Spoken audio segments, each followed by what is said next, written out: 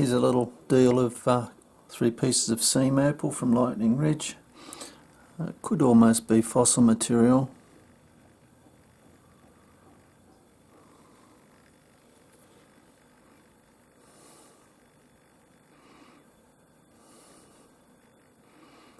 Maybe we'll cut a little stone.